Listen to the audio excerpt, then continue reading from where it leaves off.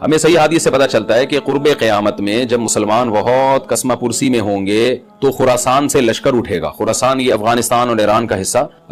اس علاقے کو نبی صلی اللہ علیہ وسلم کے دور میں خراسان کہا جاتا ہے، جس میں قندھار بھی آتا ہے، ایران کا بھی حصہ آتا ہے اس میں. تو یہاں سے لشکر اٹھے گا، مجاہدین لڑیں گے بہت بڑی تعداد میں، دنیا میں جہاد ہوگا کیونکہ مسلمان ظلم کی چکی میں پس کے تنگ آ چکے ہوں گے. تو اس وقت دنیا میں دو بڑی طاقتیں ہیں جو اس وقت تیسری ورلڈ وار کی طرف دنیا کو لے کے جا رہی ہیں.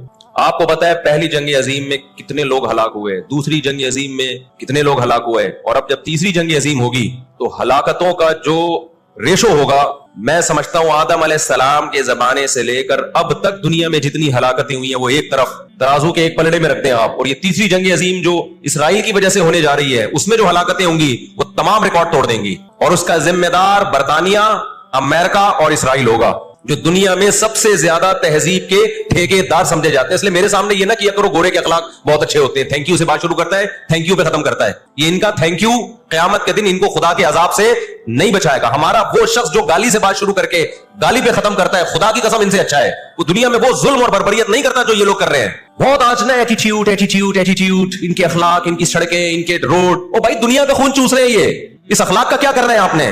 عراق میں جو بھوک سے بچوں کو مارا ہے وہ کس نے مارا ہے؟ مسلمانوں نے مارا ہے یا ان 27 اتحادیوں نے مارا ہے؟ وہ عراق اب تک اپنے پاؤں پہ کھڑا نہیں ہو پایا ہے. اس تباہی کا جو سینکڑوں بچے یونائٹڈ نیشن کی رپورٹ کے مطابق عراق میں بھوک سے مرے ہیں، ان کا ذمہ دار سعودی عرب ہے، پاکستان ہے، یا وہ 27 اتحادی ممالک ہیں جو سارے غیر مسلم کنٹریز ہیں جنہوں نے 27 ملکوں نے مل کے عراق پہ حملہ کیا تھا اور جھوٹا الزام لگایا کہ ان کے پاس کیمیکل ہتھیار ہے. اب بھی دنیا کو اگر ہوش نہیں آتا اور کفر کی حقیقت سمجھ میں نہیں آتی ہے، ہمارے لبرل اور سیکولر طبقے کو جو صبح و شام ان کے گن گاتے ہیں، تو پھر آپ کو اس کا اللہ کے سامنے حساب دینا پڑے گا. آج کے جو اخلاق ہے نا دنیا میں، ان کی کیا ویلیو ہے؟ باپ پر 1 روپیہ خرچ نہیں کرنا، ماں کے لیے، ابا کے لیے اولڈ ہاؤس، اور اماں کے لیے کیا ہے؟ بولتے کیوں نہیں بھائی اولڈ ہاؤس ہے. کبھی لڑتے نہیں ابا سے، کبھی لڑتے نہیں اماں سے. اس سے اچھا وہ بچہ ہے جو کبھی کبھار ابا سے لڑ بھی لیتا ہے، اماں سے لڑ بھی لیتا ہے، لیکن اسے پتا ہے کہ میں نے آخری دم تک ان بوڑھے ماں باپ کو اپنے سے جدا نہیں کرنا. وہ لڑکے توبہ استغفار کر لیتا ہے، وہ زیادہ بہتر ہے. دیکھنے میں یہ بدتمیز لگے گا آپ کو، خدا کی نظر میں اس کا مقام اس سے زیادہ ہے جو تمیزدار ہے. اس تمیز کا کرنا کیا ہے آپ نے؟ کہاں گئی وہ عالمی طاقتیں؟ کہاں گئے وہ تہذیب کے ٹھیکیدار جو ہمیں تہذیب سکھاتے ہیں؟ ساری دنیا ایک بات جانتی ہے کہ 18ویں 20ویں صدی سے پہلے مکمل فلسطین یہ کس کے پاس تھا؟ بولو بھائی.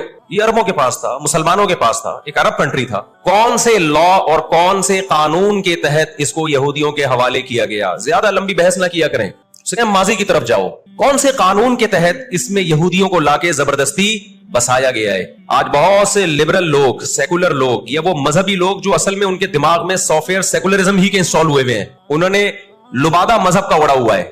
آج وہ بھی چھپے لفظوں میں اسرائیل کی حمایت کر رہے ہوتے ہیں کہ جی زمینیں تو فلسطینیوں نے بیچی تھی یہودیوں کو.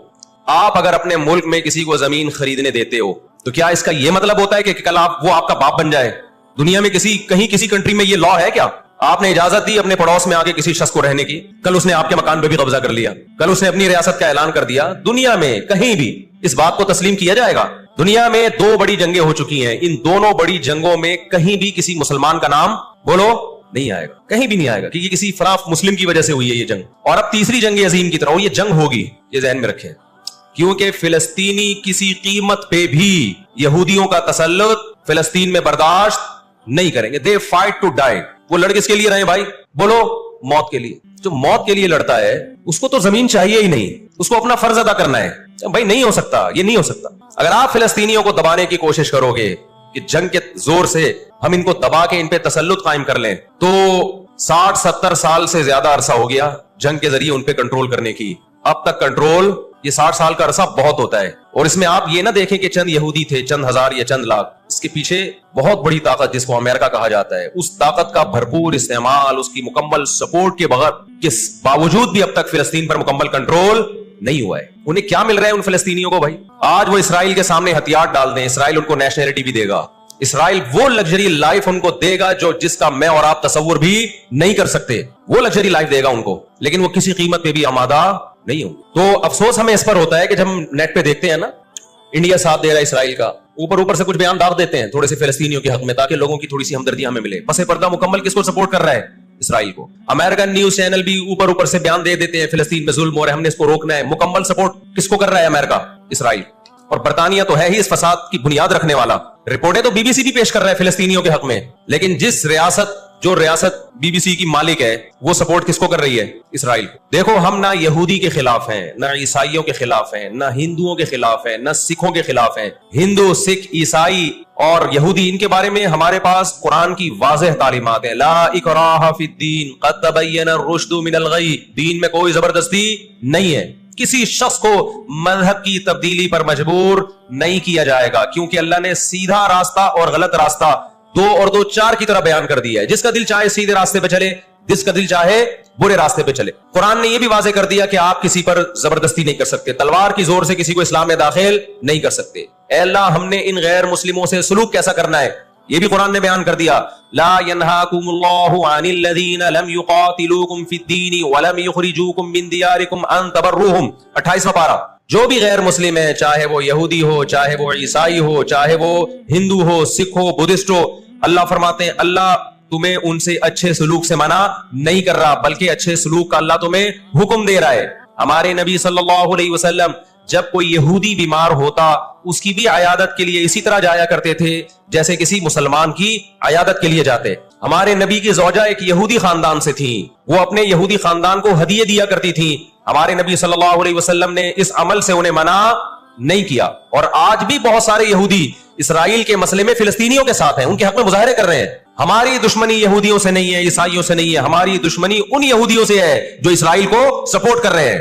آپ اگر قرآن اٹھا کے دیکھیں, اللہ تعالیٰ نے اپنے محبوب ترین پیغمبر موسیٰ کلیم اللہ وقربناہ نجیہ, جن کے بارے میں قرآن کہتا ہے وہ پیغمبر جن کو کوہ طور پہ بلا کے میں ان سے سرگوشیاں کیا کرتا تھا, اس پیغمبر کو اللہ نے اس قوم کی طرف بھیجا. کس قدر ٹینشن دی یہودیوں نے موسیٰ علیہ السلام کو, کیسے معجزے اپنی آنکھوں سے دیکھ رہے ہیں. درجنوں مرتبہ لاٹھی کو سانپ بنتے ہوئے دیکھا, سمندر کو اپنے سامنے 2 ٹکڑے ہوتے ہوئے اس قوم نے دیکھا جو آج اسرائیل پہ قبضہ, فلسطینیوں پہ ظلم کر رہی ہے. آج یہودی کیا کہتے ہیں کہ بیت المقدس ہمارا ہے, ہمارے پیغمبر موسیٰ علیہ السلام, ابراہیم علیہ السلام, یعقوب علیہ السلام, اسحاق علیہ السلام, یہ تو سارے ہمارے پیغمبر ہیں, یہ سارے ہمارے پیغمبر ہیں, تو یہ ہمارا قبلہ ہے. یہ قرآن کیا کہتا ہے؟ آپ سورہ بنی اسرائیل اٹھائیں. وَقَضَيْنَا إِلَىٰ بَنِي إِسْرَائِيلَ فِي الْكِتَابِ لَتُفْسِدُنَّ فِي الْأَرْضِ مَرَّتَيْنِ وَلَتَعْلُنَّ عُلُوًّا كَبِيرًا فَإِذَا جَاءَ وَعْدُ أُولَاهُمَا بَعَثْنَا عَلَيْكُمْ عِبَادًا لَنَا أُولِي بَأْسٍ شَدِيدٍ فَجَاسُوا خِلَالَ الدِّيَارِ وَكَانَ وَعْدًا مَسْئُولًا ثُمَّ رَدَدْنَا لَكُمُ الْكَرَّةَ عَلَيْهِمْ وَأَمْدَدْنَاكُمْ بِأَمْوَالٍ وَبَنِينَ وَجَعَلْنَاكُمْ أَكْثَرَ نَفِيرًا إِنْ أَحْسَنْتُمْ أَحْسَنْتُمْ لِأَنفُسِكُمْ وَإِنْ أَسَأْتُمْ فَلَهَا فَإِذَا جَاءَ وَعْدُ الْآخِرَةِ لِيَسُوءُوا وُجُوهَكُمْ وَلِيَدْخُلُوا الْمَسْجِدَ كَمَا دَخَلُوهُ أَوَّلَ مَرَّةٍ وَلِيُتَبِّرُوا مَا عَلَوْا تَتْبِيرًا.